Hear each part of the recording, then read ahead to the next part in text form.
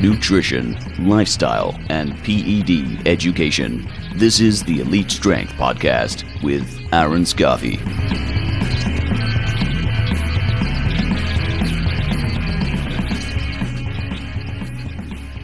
Hey guys and girls, welcome back to another episode of the Elite Strength Podcast, episode number 16 now, I believe, with return guest, Mr. Austin Stout. How are you, good sir? I am well. That's a high ratio. So I've been on twice in only 16 episodes. Hey man, don't knock it, all right? We're giving the people what they want. That's fine. No, it's all good. Apparently your episode is still the highest rating. You've beat Joe so far, and you've beat Dr. Scott Stevenson. You've beaten, some. I'm actually tell him. I'm gonna post that on my social media. That'll be in my bio. Yeah. Most listened podcast. Yeah, in Australia so far.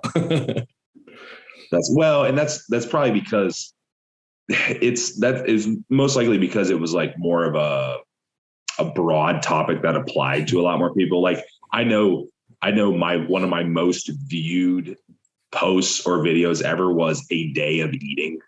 And I'm like, really? That's the one? Yeah, that's the one that you want. Never mind all the higher level educational posts and videos and stories, but let's go with what you eat. Yeah, it's weird. Social media is weird. But yeah.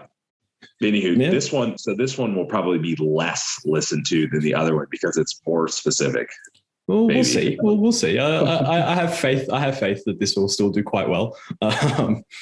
So I guess before we get into our topic, talking about PCOS, just a little update about yourself. I see that you've finished your cut and ready to grow.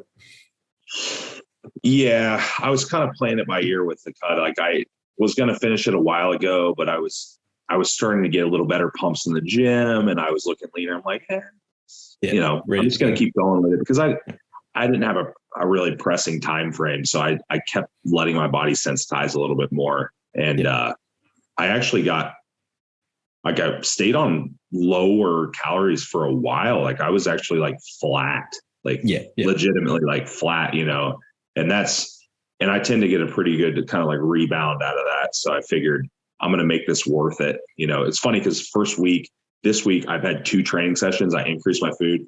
I had a ridiculous pump on day 1.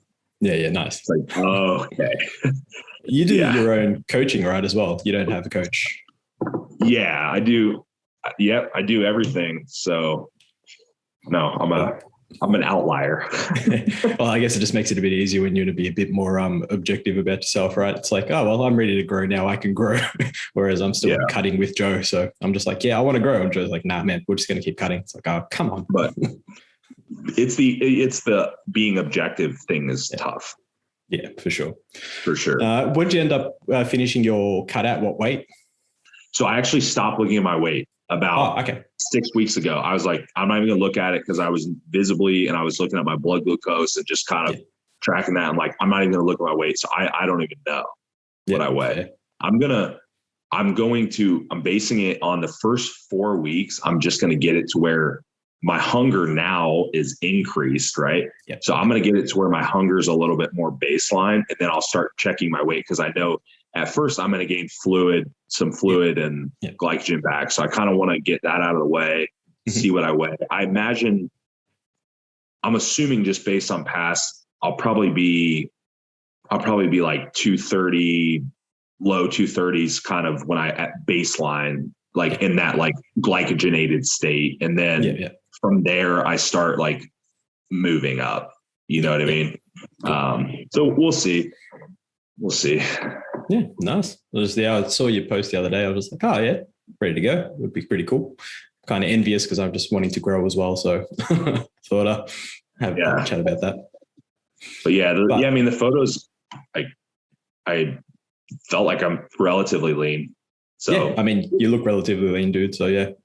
Yeah, I think we're good. I think we're ready to go. Yeah, fair.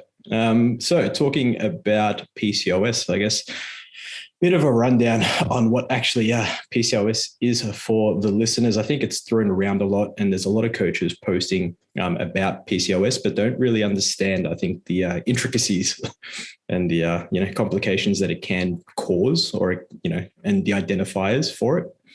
So I guess starting off, what is it? Yeah, so PCOS is short for polycystic ovarian syndrome. And it's just as it sounds, like it is, cystic ovaries, and they cause some kind of dysfunction in the endocrine system, right? Now, there's some confusion with PCOS because PCOS is generally characterized with hyperandrogenism, like high androgens, right? And the confusion comes in that you can have high androgens without PCOS. PCOS, yep. Right. Mm-hmm. So per the criteria, and I've seen differences in diagnosing criteria, but a lot of the sources will say you need at least 2 out of the 3 criteria to be diagnosed with PCOS. And the main 3 would be androgens, high androgens, ovaries, cysts on the ovaries, and also insulin resistance is another one. So I think the issue is really that having only 2 of the symptoms could definitely mean that you don't have PCOS. And that what I'll say about that is, like, I get a lot, or a relatively, because PCOS is actually pretty common. And in terms of like female endocrine disorders, it's one of the more common ones. So I'll get females that say, hey, I've diagnosed with PCOS by my doctor. Maybe it's like a new intake form. Like, okay. And I ask, what criteria did they use? And I would tell you that a lot of them have never even had like an ultrasound or anything. So they don't know. And the tricky thing is, people can have cysts on the ovaries and those cysts don't necessarily cause like dysfunction. It's just a trained expert would be way better at this than me, but they would be able to like look at it and they would say, this is an abnormal cyst, or they have multiple cysts. This is a PCOS type cyst, right? Yes. And then of course match that with like the androgens and things like that. So the issue's like, hey, I have an irregular period and I have some acne. They're like, oh, well, that's acne from androgens, and the periods from androgens, you have PCOS. Yeah. Well, maybe, but that's kind of like that's like a pretty broad assumption to think that they have it. So that's one issue. Is just it's just like the diagnosing of it is, I think, kind of shaky at best. And then the second would be, you can have hyperandrogenism without PCOS. So the other would be adrenal driven PCOS, which in females, the ovaries and the adrenal glands are our main 2 sources of hormones. The ovaries definitely are more, but the adrenal glands can do quite a bit depending on their age and the situation. But if we think about our population, they have all the normal life stress that everyone else has, and they're getting the shit beat out of them in the gym and dieting and all this stuff.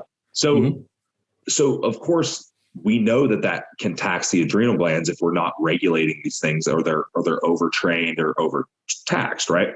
So really, a lot of the cases that I'll see would be they actually don't have any PCOS type symptoms until they start bodybuilding or powerlifting, and then they get them. And to me, first thing that pops into my head is like, that's an adrenal driven. That extra stress. Right. So the interesting thing about the adrenals is, if it, like, in a really basic way, you think about how you have pregnenolones, kind of like your master hormone, and then it branches off into progesterone and cortisol on one side, and then it branches off into like your DHEA, test estrogen on the other side, right? The tricky thing about adrenal dysfunction is it could manifest in a lot of ways. Like if I took 5 people and gave them the same stress stimulus, one might get high cortisol, one might get high DHEA, one, you know what I mean? So it's not like an exact formula, but again, kind of backtracking, the issue is that a lot of the people in this space probably have adrenal hyperandrogenism more so than they have like polycystic ovarian. Fair. So I've done some, I've searched around on PCOS a lot, especially in prior years. And there's not a lot of good reasoning of why it caused like mechanisms. A lot of it just seems to be genetic as like actual PCOS with the ovary. There's a large genetic component to that. And there's some funky stuff out there that like if your aunt and your mom has this gene and this like shit that we would never probably look at. I suppose if you looked at like a genome test, you might be able to tell if you're susceptible to it. But anywho, yeah, definitely a genetic component. And now whereas the like adrenal version might not be so much genetic, right? Yes. So those two things I wanted to before we talk about anything else, I wanted to like kind of separate the two. Yeah, for sure. Yeah. So yeah, that's kind of where we're at with what it is and kind of what the criteria is.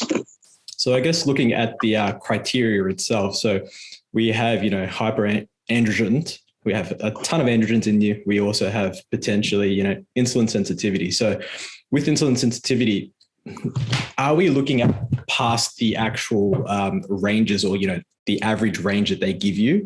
Or is it, the upper end of the range? Or is it, middle of the range?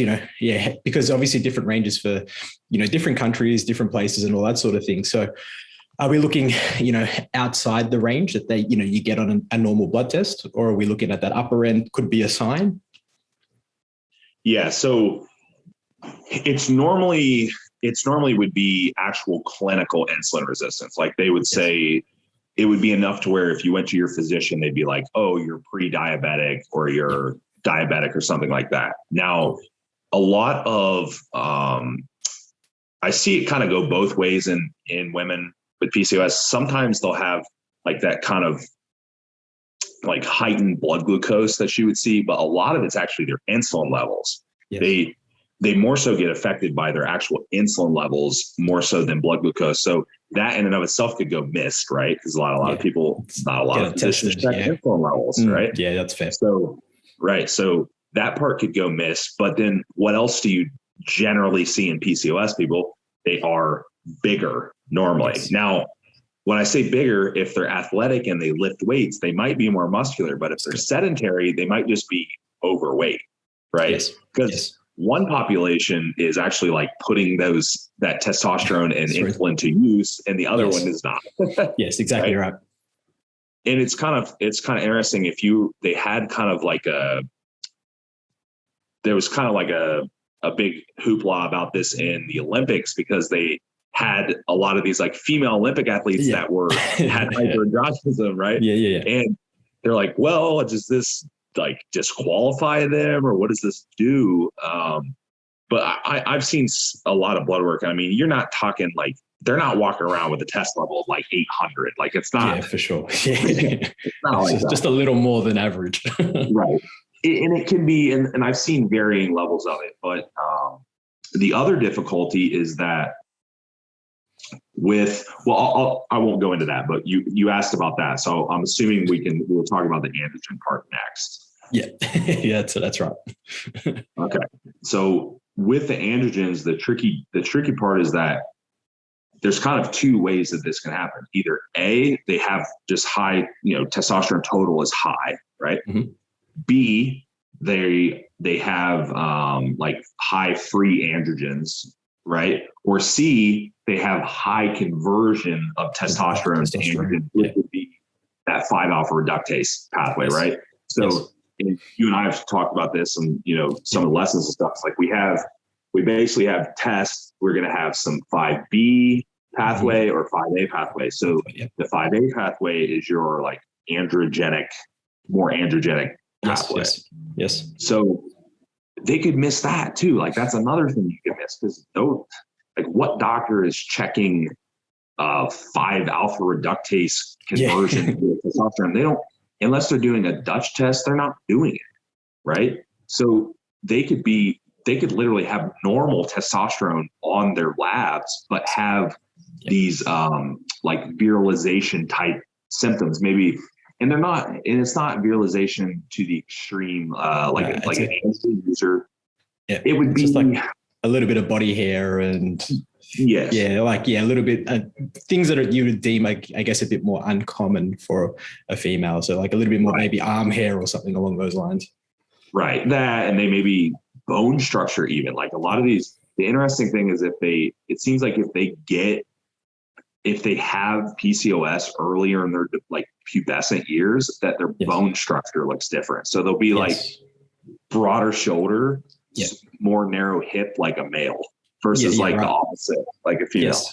So that's kind of interesting to see. But yeah, so there's just a lot of, so those are kind of like the three things with androgens. We have high total androgens, high free androgens, or high, like just high conversion to androgens.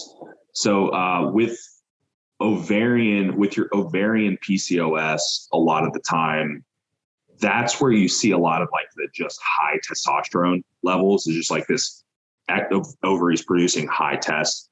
With adrenals, it gets a little funky because you might see, with adrenals, we know there's a stress component, right? Yes. So you might see high 5-alpha reductase activity, and you might also see like these high free androgens. So the adrenal one would be harder to pinpoint, I guess it would be safe to say. Yes.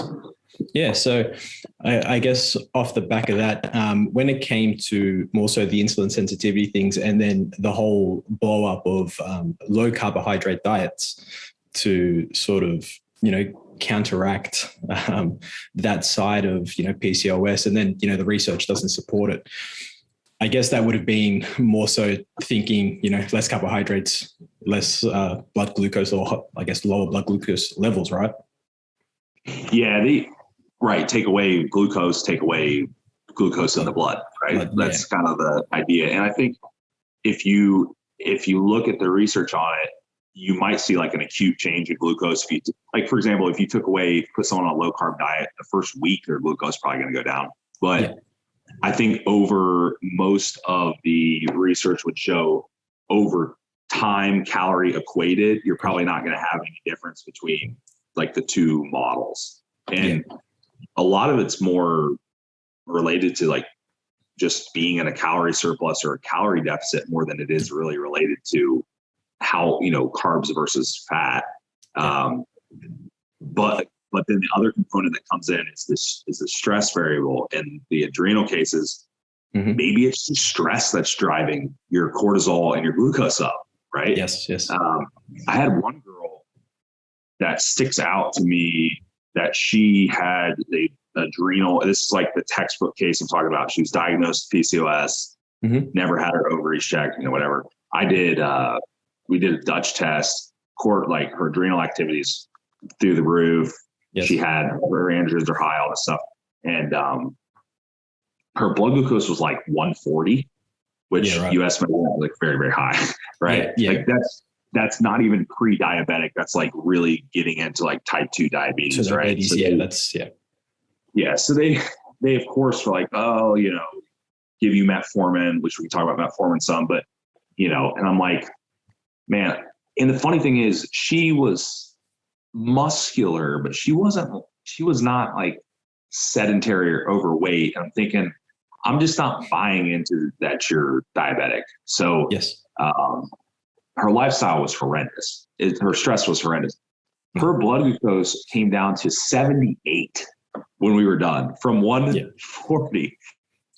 That's almost half. That's a crazy change. Yeah. So the kind of the takeaway there is obviously if you do have the adrenal issue and stress is part of the equation, then obviously don't discount the fact that part of your insulin resistance could be from that. Yeah. So I guess before we get into interventions and things that, you potentially use with this particular client, would you suggest a Dutch test as well as the usual blood tests and, ultrasounds to, I guess, confirm whether it is PCOS and potentially which type, whether it's adrenal or whether it's like genetic? Yeah, I think a blood test is a great baseline, but I think it would be kind of two scenarios. Let's say you see blood work and you do have criteria for PCOS. I would definitely get a Dutch test if you can, right? Because I would say like, to what extent, like what's like, can we see the pathways. And the second scenario would be you have the symptoms, but you have normal testosterone and these things on the blood work. So then again, that further testing would show you probably why, right? Yes. Yeah. Yeah. I think you would only be doing yourself a favor by getting it. Yeah, cool. And then I guess in terms of intervention, so you did sort of mention metformin. I was going to probably have a chat about what I guess metformin is, what it does, and also berberine, probably another one that flies under the radar a lot of the time when it comes to being a glucose disposal agent. Yeah, so metformin is probably I don't know the dates, but I mean, it's probably been in use for diabetics for decades for sure. It's been around. The safety profile on it's pretty good compared to most pharmaceuticals. So metformin, the cool thing about metformin and an androgen issue is metformin will not only help with insulin sensitivity, but it may potentially help with the androgen issue. So it's literally like the drug, the like ideal drug for PCOS for early intervention, right? So for glucose, it does a few things. Like one of the things that it will do is help actually sensitize the cells so they can uptake, right? And then the other thing is it helps reduce like hepatic glucose output from the liver. And a lot of people will see that it brings their insulin levels down, right? So that is obviously beneficial if your insulin levels are up from PCOS. Now, the thing that would be difficult to know is like which one of those things actually causes the other things to happen. Right. So now, as far as androgens, the one thing that it will do is it will actually block a lot of the enzyme activity that helps synthesize the androgens, which is kind of cool. So, which is kind of neat because a lot of these enzymes are actually more adrenal based than they are ovarian based. So it's like, so again, it's a pretty cool drug that in theory would work really well for people with adrenal hyperandrogenism. It would work for PCOS in general. It's not really any downsides. It does briefly change your gut flora a little bit. So like some people get that like initial like stomach upset, but it's not, I've never really seen anyone that if they just stick with it, most people don't have any problems with it. Yeah, it pretty much passes your gut flora, sort of adapts to it. Yeah. And from everything that I've seen on the gut flora, it's not even really so much a negative change as it is just that like interruption briefly that it's causing that. It's not like it's giving you like a gut dysbiosis or something like that. Yeah. So in berberine works very similarly and mechanisms are pretty similar. And that's why it's a great OTC option. I mean, I don't know anything else OTC that would really be comparable. I mean, remember when berberine first came out, it had a lot of buzz. I know so many things come out and then they just die and nobody. Yeah, for sure. But berberine's it's pretty cool. I mean, if you're like a study person, you like to go on PubMed or whatever. I mean, you can jump on there and they actually would comparing effectiveness of berberine versus metformin in these cases. And it's pretty comparable in most cases. I can't say that anecdotally that they're exactly the same, but I mean, they both work pretty well. So go ahead. Sorry. I was gonna say, and usually mixing it with chromium, right, is a nice little combination. Yep. Chromium. So I like chromium for the sensitizing purposes. And it's like chromium is more like an insulin mimetic kind of is how it works. But you probably want to use, there's controversy in this, but you might want to use like the polynicotinate form if you're going to use it often, because people worry about like metal poisoning or like mineral poisoning basically from chromium. But I've never seen it. I'm sure it could happen, but Yeah, it'd be wrong to say it won't happen. It's just, it can happen, but there's a good chance it probably won't. I'm not going to say that. But, no. Yeah. So metformin, typical prescribed dose would be, they usually would start you at like 500 mgs a day. They probably bump you to, they might put you at 500 milligrams twice a day. I mean, I've seen diabetics on 1,000, 1,500. I've seen even like 2,500 milligrams a day total at some people. I think the safety threshold's pretty high. With metformin, from what I've seen. And berberine is very similar dosing wise. Yeah, well, metformin's one of the top 50 safest drugs in the world. So it's got all the positives and really no downside, provided you don't have any other underlying issues. It's just, I guess, trying to get the prescription can always be a bit tricky. Yeah, I mean, now if you have PCOS or hyperandrogenism, there's a really good chance that is something that they're going to prescribe you. The thing is, you probably don't want prescribed is birth control to help regulate your period. No. Could you figure out what's going on with me before we start throwing things out there? That's normally like hey, I don't want to mess with it. Here's some birth control so you stop having a cycle. Yeah. And that's probably a whole different conversation, right? Yeah. So metformin, thumbs up, pretty good option. There's other treatments. I mean, the other probably main like pharmaceutical treatment would be like an anti-androgen like spirolactone, which just happens to be a diuretic.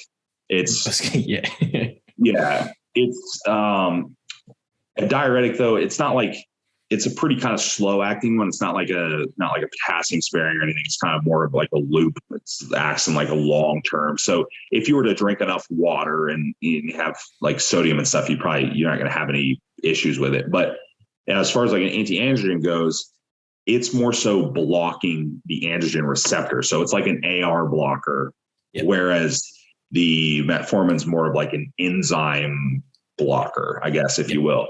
So, they both work. I just think metformin's probably prescribed a lot more because it has that dual action where it kind of addresses the two main symptoms of.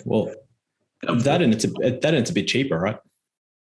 Oh, it's dirt cheap. I don't know what prescription costs are there, but I mean, here metformin is, especially a generic, is like glucophage. I think it's like the generic. I think, and it costs hardly anything. That's probably why they'd give metformin probably more so, unless over spirolactone, unless it's obviously a lot more severe, I guess, the symptoms and stuff. And I've seen cases where they give them both, so they're getting like the enzyme blocking versus like the receptor blocking. But I'm sure there's always like an medical insurance component and cost component to it, which you would think most really commonly used mass-produced drugs would be probably cheaper. Like insulin's not cheap though, in a lot of cases. Like the name brands, they're pretty expensive for people, and which is surprising because like diabetes is probably the most common diseases in the entire world. But yeah, those are kind of your main pharmaceutical treatments. They also would use over the counter if you were to do like a Dutch test and you saw that you had a conversion issue. So let's say like you had like a high 5-alpha reductase conversion issue. Sulfameto will help with that to some extent. I'll use about 400 milligrams a few times a day is kind of where the dosing is at for that. And that would help. So, and you might have a combination, like you might have, it really sucks when you have like high androgens plus high conversion plus high testosterone and all these things. But you got to figure out the source. Like if you genuinely have polycystic ovarian syndrome genetically, then you probably, you may be someone that's going to need metformin for indefinitely, potentially. Right. you may be somebody that's, you may be somebody that's going to need one of these drugs. Definitely. I mean, there's even cases where really severe cases where, people aren't worrying about reproductive health, or their PCOS is bad enough where they probably shouldn't even attempt to reproduce. And there has been cases where they do like hysterectomies and things on people, and, ovary removal and stuff. In an ideal world, they would probably do ovary removal and then put them on hormone replacement. But a lot of the poor ladies just get their ovaries ripped out, and then they don't get put on anything.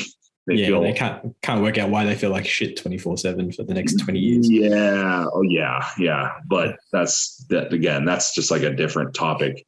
But those are kind of the main treatments. But again, I think the important thing to think about in our population is a lot of the time it's adrenal related. And if it is adrenal related, you can take whatever you want. But if the stress load isn't controlled, then good luck. That's completely fair. I was going to say, in terms of a dietary intervention, is there anything that we can look at from a dieting perspective that may assist? And I guess probably not so much in the ovarian, but probably more so in the adrenal. Yeah. So yes and no. Like, I don't, your basic laws of thermodynamics. I mean, all that stuff still, like, calories and all that stuff's going to be the same. It's just the difference would probably be with this. This might actually be interesting to people. So one of the things that happens with PCOS is low progesterone. I didn't mention that, and I should have, because low progesterone is pretty textbook for PCOS, which is generally why they don't have a period, or they have irregular periods, right? Mm-hmm. Now, when you have adrenal, so you think about the adrenal glands and how I said it's kind of got these two branches from pregnenolone. So let's assume that they have that progesterone is normally like the first hormone that kind of gets skipped in there, because when the body detects the stress, it's like, well, we don't want to reproduce, right? So we're going to skip over progesterone and we're going to go straight to cortisol. Yes. So, right.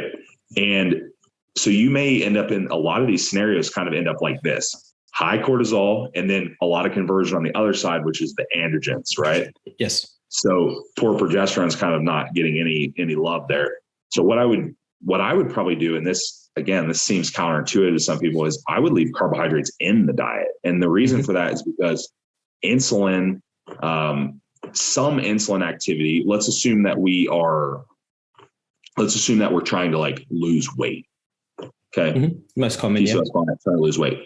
I'd probably leave some carbohydrates in the diet, because insulin and cortisol work inversely. So we get enough insulin, our cortisol comes down. Mm-hmm. Now, the caveat to that would obviously be like, if their insulin levels are through the roof. Yeah, for sure. So we'll toss that out the window. Yeah. So in most cases, it would be more like a moderate carbohydrate, and I'll leave fats in the diet type of thing. Yeah. We'll stay pretty even keel. We'll get our minimum, get a minimum to moderate amount of protein we need for their muscle mass. We'll put in carbohydrates. We'll put in, I might use, if they're very insulin resistant at first, I might use like a carbohydrate, like peri-workout timing with them initially. That way they're taking those things in during the most sensitive times. But no, I really don't think any like really specific dietary intervention is going to do anything over what you would just normally do with people. It's just, again, you read and react, like watch what their body's doing, and just like you would with anyone else. And I'm not a fan of just putting someone on a keto diet for a super long period of time with those things. I think, again, with keto, it's funny because keto, if you go from carbohydrates to keto, you probably see some glucose reduction at first. Yep. But what happens is a lot of people will end up with like this weird, like physiological response where their glucose will actually start going up later. Yeah. Right. Body starts using a bit of gluconeogenesis and that sort of thing. Right.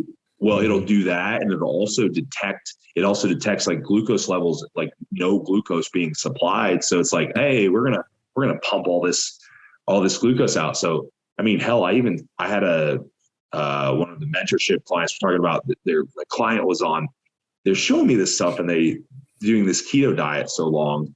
And I didn't know it was keto until later. They told me, I'm like, oh, how long have they been on? It's like, it was like 9 months.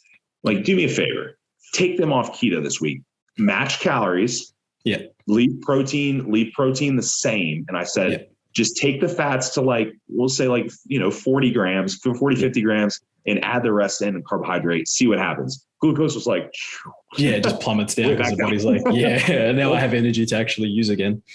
Right. So I think I really don't like any interventions, any like long-term crazy intervention. Now, if you wanted to use a ketogenic diet for 4 to 6 weeks while you started metformin or something like that, I think you'd be fine. I mean, you probably would potentially get like some jump start in your lowering of, the insulin resistance, but it's not a long-term thing. Yeah, and that's completely fair. I guess on the other side to PCOS that I guess might get a little bit confused, whether it's something that you deal with a lot, is endometriosis. Okay.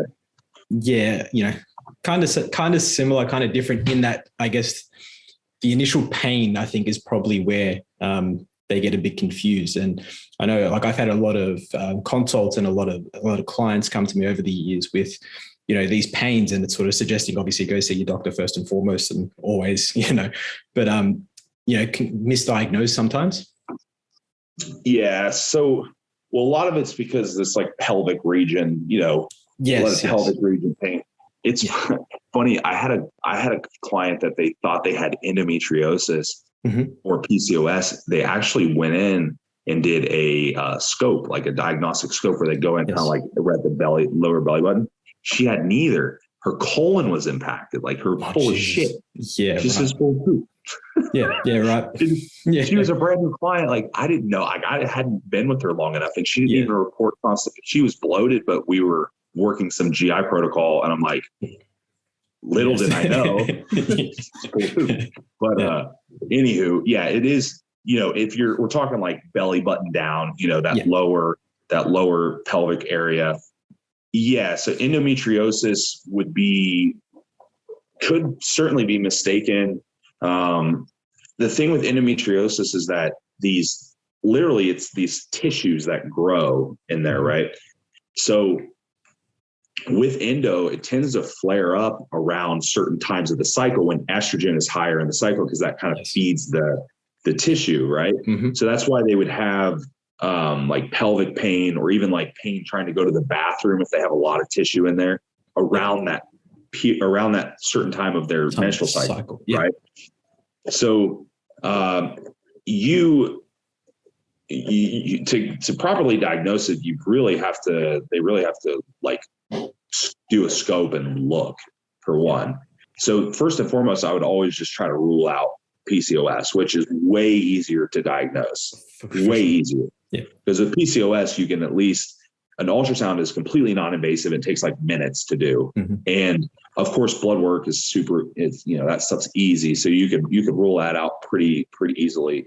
Because with PCOS, you'd obviously have ovarian pain and stuff. Yes. Now with endo, the pain could radiate from like lower pelvis all the way down by like genital area, clear up to like belly button area. So you'd probably feel more variance in the pain with endometriosis, like where it's located. Right. But endo is rough. The hard part about endo is that there's not a lot of good options to get rid of it unless they surgically get rid of it. So like surgical would be, they can do ablation sometimes where they burn it. So they do a little scope and then they'll just like burn the tissue. Yeah, which is common, but I thought the regrowth on that was pretty common as well. Yeah. It's not a good outcome a lot of the time. It oftentimes it's just going to regrow. More extreme measures would be literally hysterectomies and things like that, because because the tissue gets so wrapped around everything. And the treatments, the pharmaceutical treatments are bad. They're basically, because what they do with pharmaceutical treatments is they basically crush your estrogen or they block your estrogen receptor somehow. So now you're going to have all kinds of side effects of low estrogen, right? Yes. So things that you could do to mitigate kind of like additional growth in tissue would be, Dutch tests are really good for this, because what happens is a lot of times the growth is like an estrogen dominance issue. Those people will have a lot more susceptibility to growth. So we can fix that, right? So you could potentially, in theory, you could live with that, with minimal tissue growth. And if you have a little bit of endo tissue, it could be there forever. It's not going to like cause any major issues, right? So that would be kind of the idea, would be to just more like management of that versus removal. Because even if you had, let's like hypothetically, if they went extreme measure and they did a hysterectomy and they went and removed it, the only way that if you were to go on hormone replacement, you could maybe have regrowth of the tissue, depending on if they remove, like what they're removing, all like both ovaries and your uterus and all this stuff. And so the living with no hormone thing is not like a really good option, right? So, I actually did have a client at one point that had it. This was pre us working together, did have a hysterectomy. Her doctor was really smart, because what they did was she had a hysterectomy, and when she had it, they removed all the endo tissue that was in there, and they put her on hormone replacement. Well, what they did that was different was he actually was diligent about dialing in her dosages and making sure that she didn't have these estrogenic issues. Yes. And he was very on top of it, but I think he really specialized mostly just in that. Cool. Majority of the time, they're going to give you like progestin-based birth controls that are estrogen component. They'll give you like IUDs or shots or progestin-based, and it's just they're just not great. I just wanted to sort of clarify that, I guess, a little bit, because it's something that pops up quite a bit. I don't know if it does with you, but with myself, where a lot of females they sort of get the two confused because of, I guess, more so the pain and the area of the pain for both, especially like you said at the certain times of their cycle. So just to sort of clear that up. Yeah, it's definitely out there. I don't know what the prevalence is in comparison to PCOS. I would say less, but probably still relatively common. Maybe. I don't know I don't know what dictates common. Like, I don't know how much of something has to occur to be common, but common would probably be like hundreds of thousands of cases, in a country like the US, which has 300 and some million people or something like that. So totally fair. And I guess something quickly off the back of that, because I do know you have to leave soonish. Spoken about estrogen dominance and I guess its effects on, endometriosis. I think we did speak about it in our last podcast, but I mean, just sort of a little touch up on what actual estrogen dominance is. Yeah, sure. So estrogen dominance is kind of a two-parter, kind of like PCOS, in that there's really two main things. You either overproduction of estrogen, right? Mm-hmm. Which generally is not the case unless you have some kind of like ovarian issue or pituitary issue or something. Or you have a high recirculation of estrogen back into the body, because your body uses this, uses beta-glucuronidase is what this basically like this protein is called, and it's produced in the gut. Okay. Mm-hmm.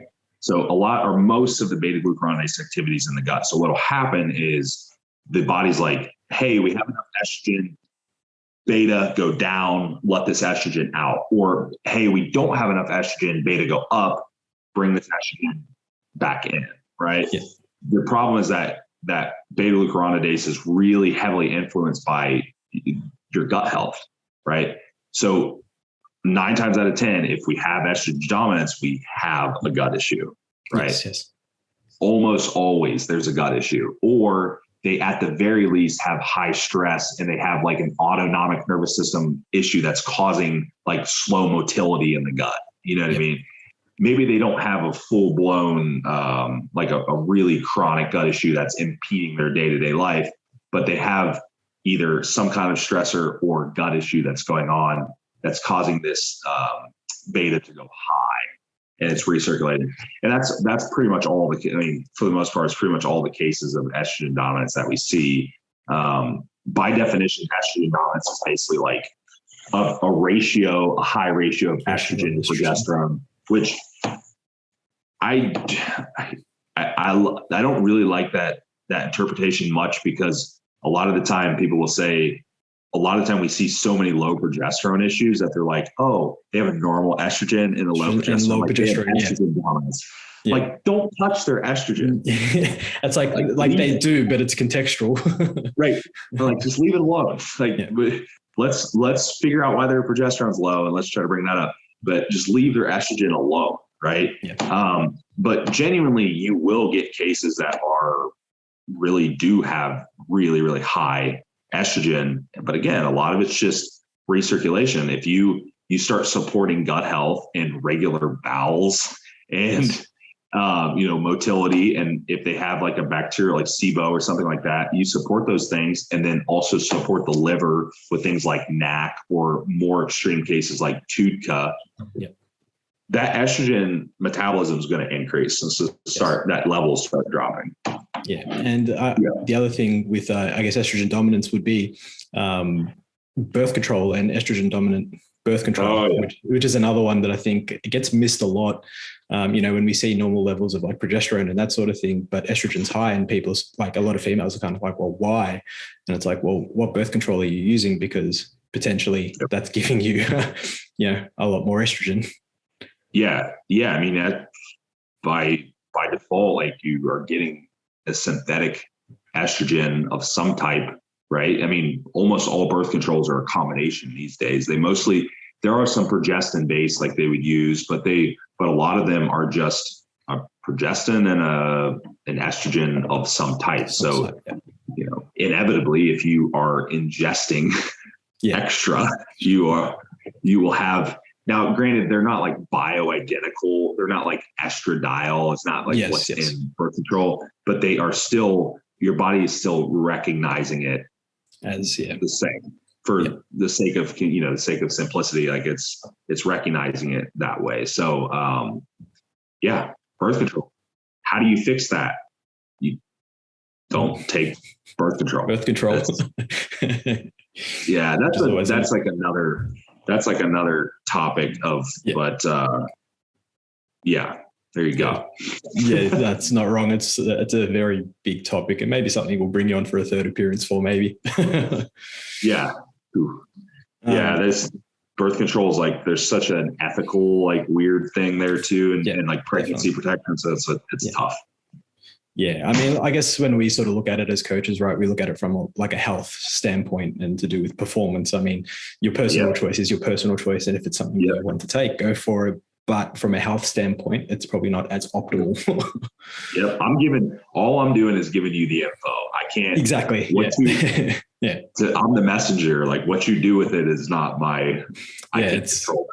The exact same approach I take with some of my female clients. It's like, hey, if you want to do it for whatever reasons, go for it. But if you're going to ask me from a health perspective, it's probably not the ideal thing to use. Yeah, exactly right. It's kind of like, I know you don't want to hear this, but maybe you need to hear this because it could be impeding your performance as well, which again is a whole nother conversation that we could potentially get into another time.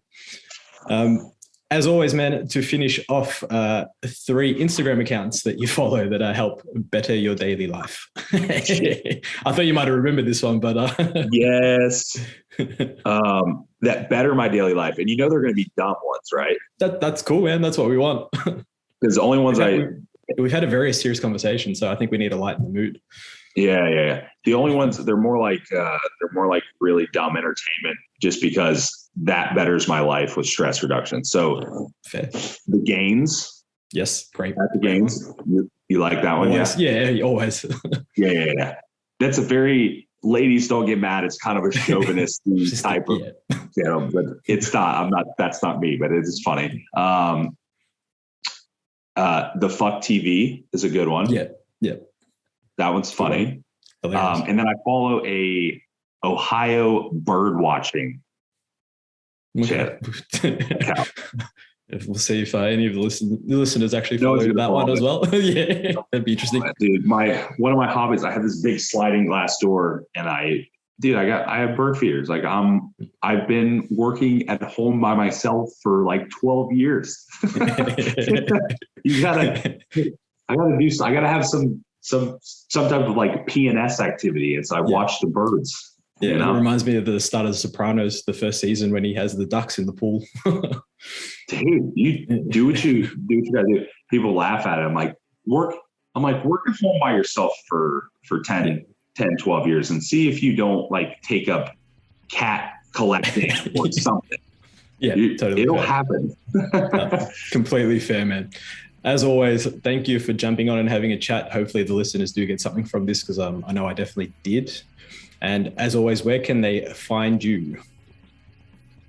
Okay, so Instagram, Facebook, YouTube. Easiest way is if you Austin Stout on Facebook, at Austin ST and then the number 8 on Instagram. Go to my bio and you'll have the link tree in there. You'll also see my email in the bio for consults, coaching, mentorship, all that stuff.